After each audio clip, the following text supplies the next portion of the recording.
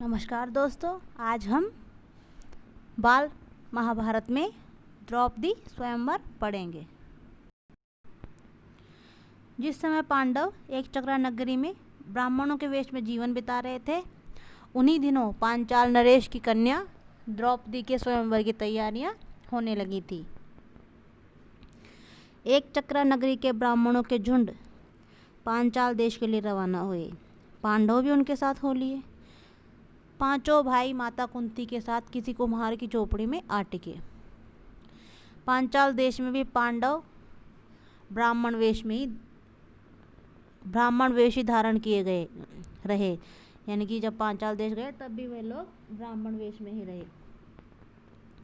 इस कारण उन्हें कोई पहचान न सका। स्वयंवर मंडप में एक वृहदाकार धनुष रखा हुआ था। वृहदाकार यानी बहुत बड़ा धनुष रखा हुआ था, जिसकी डोरी तारों की बनी हुई थी।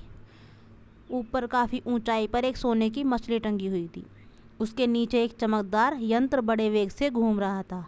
राजा द्रुपद ने घोषणा की थी कि जो राजकुमार पानी में प्रतिबिंब देखकर उस भारी धनुष से तीर चलाकर ऊपर टंगे हुए निशान यानी कि मछली को गिरा देगा, उसी को द्रौपदी वरमाला पहनाएगी। पांचाल नरेश ने कहा कि जो राजकुमार प्रतिबिंब देखकर पानी में छाया देखकर उस भारी धनुष से तीर चलाकर ऊपर टंगी हुई मछली की आंख में निशाना लगाएगा, उसी को द्रौपदी वरमाला।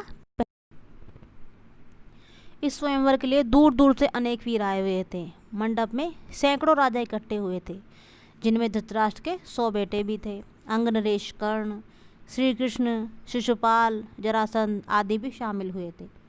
दर्शकों की सी भारी भीड़ थी। राजकुमार धृष्टद्युम्न घोड़े पर सवार होकर आगे आए। उसके पीछे हाथी पर सवार द्रौपदी आई, हाथ में फूलों का हार लिए। राजकन्या हाथी से उतरी और सभा में पदार्पण किया, यानी कि राजकन्या थी, वह हाथी से उतरी और सभा में प्रवेश किया। राजकुमार धृष्टद्युम्न अपनी बहन का हाथ पकड़कर उसे मंडप के बीच ले गया। इसके बाद एक एक करके राजकुमार उठते और धनुष पर डोरी चढ़ाते, हारते और अपमानित होकर लौट जाते। कितने ही सुप्रसिद्ध वीरों को इस तरह मुंह की खानी पड़ी थी।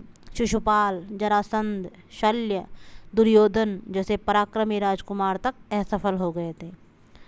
जब कर्ण की बारी आई तो सभा में एक लहर सी दौड़ गई।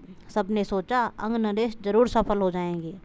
कर्ण ने धनुष उठाकर खड़ा कर दिया और तान कर प्रत्यंचा भी चढ़ानी शुरू कर दी।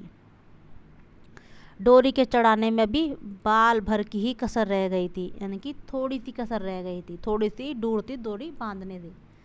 इतने में धनुष का डंडा उसके हाथ से छूट गया तथा उछलकर उसके मुंह पर लगा। अपनी चोट सहलाता हुआ कर्ण अपनी जगह पर जा बैठा। इतने में उपस्थित ब्राह्मणों के बीच से एक तरुण युवक खड़ा हुआ। तरुण यानी एक जवान युवक। ब्राह्मणों की मंडली में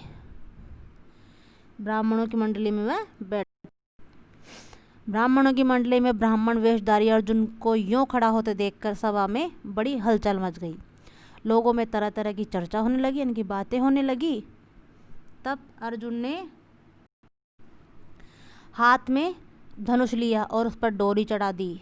उसने धनुष पर तीर चढ़ाया और आश्चर्यचकित लोगों को मुस्कुराते हुए देखा। लोग उसे देख रहे थे। उसने और देरी न करके तुरंत एक के बाद एक 5 बाण उस घूमते हुए चक्र में मारे और हजारों लोगों के देखते देखते निशाना टूटकर नीचे गिर पड़ा। सभा में कोलाहल मच गया, बाजे बज उठे। उस समय राजकुमारी द्रौपदी की शोभा कुछ अनूठी हो गई। वह आगे बढ़ी और सकुचाते हुए लेकिन प्रसन्नता पूर्वक ब्राह्मण वेश में खड़े अर्जुन को वरमाला पहना दी। माता को यह समाचार सुनाने के लिए युधिष्ठिर, नकुल और सहदेव तीनों भाई मंडप से उठकर चले गए, परंतु भीम नहीं गया। उसे भय था कि निराश राजकुमार कहीं अर्जुन को कुछ करना बैठे।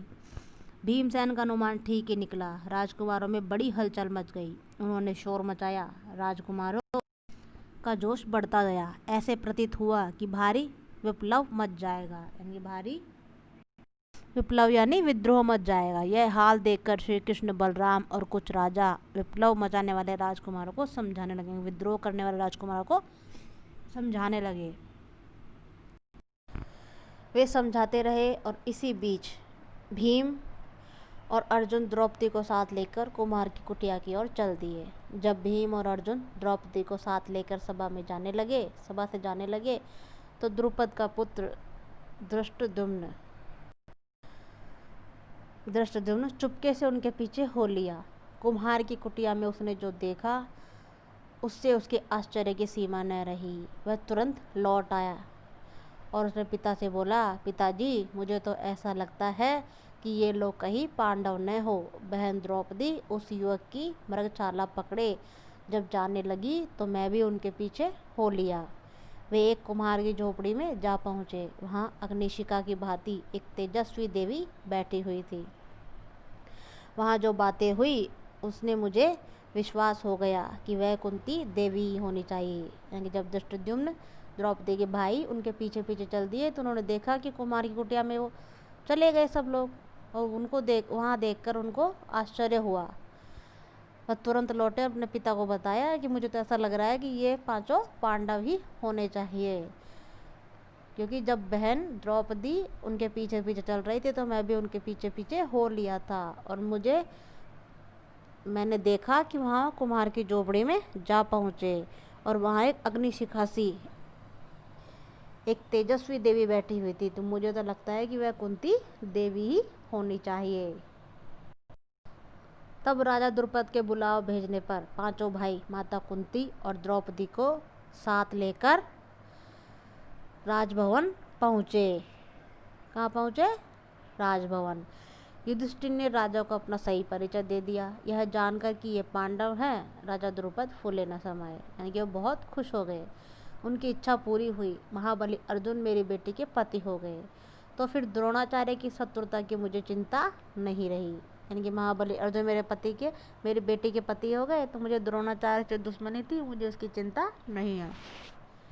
यह विचार कर उन्होंने संतोष की सांस ली। माँ की आज्ञा और सबकी सहमति से द्रौपदी के साथ पांचों पांडवों का विवाह हो गया।